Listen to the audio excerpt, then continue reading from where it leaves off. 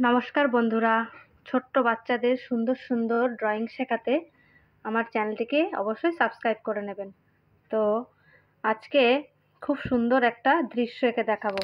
তার জন্য খাতার মাঝখানে আমি প্রথমে দুটো দাগ দিয়ে নিলাম এবং এই দুটো দাগ থেকে একটা সুন্দর দৃশ্য আঁকবো। কিভাবে আঁকবো দেখুন। তো তার জন্য আমি আবার কতগুলো চারটে দাগ দিয়ে একটা ঘরের চালের মতন করলাম।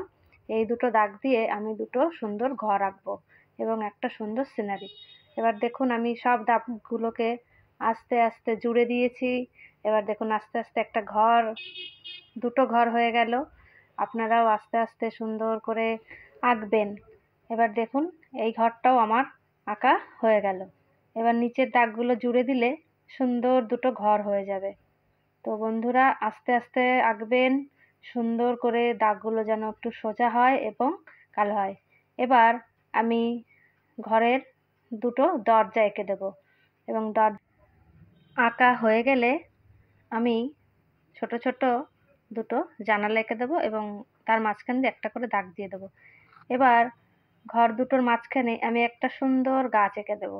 তো তার জন্য আমি একটা ভি লিখে নিয়েছি এবং তার পাশ দিয়ে লম্বা করে দুটো দাগ নিচের দিকে টেনে দেব। তো তারপরে দেখুন একটা সুন্দর গাছ হয়ে যাবে এবং গাছের গোড়াটা আমি এঁকে দেবো। তিনটে শিকড় এঁকে দিয়েছি। এবার গাছটা আমি উপরে আঁকবো। তো বন্ধুরা গাছের এইগুলো ঢেউ খেলানোগুলো আস্তে আস্তে সুন্দর করে শেপের মতন করে আঁকবেন। তাহলে গাছটা দেখতে গোল হবে এবং সুন্দর হবে। তো আমার গাছটা আঁকা হয়ে গেল। এবার দেখুন আমি আস্তে আস্তে চেষ্টা করছি। আপনারাও আস্তে আস্তে আঁকবেন, মনোযোগ সহকারে আঁকবেন। এবার দেখুন গাছের ডালের ওখানে আমি একটু পাতার মতো করে দিলাম। এবার আমার গাছ আঁকা হয়ে গেল এবং ঘরের দুপাশে আমি একটু বেড়া মতো করব। তার জন্য সোজা একটা দাগ দিয়ে দিলাম, এপাশে দিলাম, মাঝখান থেকে একটু দিলাম এবং পাশে দিয়ে দিলাম। এবার ঘরের যে গাছ এঁকেছিলাম সেই গাছের পেছনে আমি একটা সুন্দর দূরের দৃশ্য এঁকে দেব। দেখুন আপনারাও আস্তে আস্তে আঁকবেন। এবার ঘরের পাশে আমি একটু বেড়া দিয়ে দেব।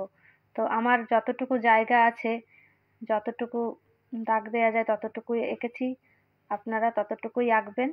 এবার লম্বা লম্বা দাগগুলো দিয়ে এবার আমি আস্তে আস্তে আড়াআড়িভাবে দাগগুলো দিয়েছি। এবার দেখুন একটা সুন্দর বেড়া হয়ে গেছে। তো ঠিক একইভাবে আমি ছবিটির বাঁদিকেও লম্বালম্বি দাগ এবং আড়াআড়ি দাগ দিয়ে আরেকটা বেড়া এপাশে এঁকে দিলাম। এবার দেখুন দেখতে কত সুন্দর লাগছে। এবার আমি ঘরের সামনে উঠোনের পরে ওখানে একটু সুন্দর খাঁজকাটা ধরনের একটু ঢেউ খেলানো মাটির মতো এঁকে দেব। তো তার জন্য সোজা দাগ এবং পরে আরেকটা খাঁজকাটা এঁকে দেখুন সুন্দর ঘরের সামনে আমি একটা গাছের ঝোপ এঁকে দেবো। তো বন্ধুরা আমার চ্যানেলটিকে এখনও যারা সাবস্ক্রাইব করোনি তারা অবশ্যই সাবস্ক্রাইব করে নেবে, আমার পাশে থাকার চেষ্টা করবে এবং ভিডিওটি দেখার জন্য আপনাদের সবাইকে অনেক ধন্যবাদ।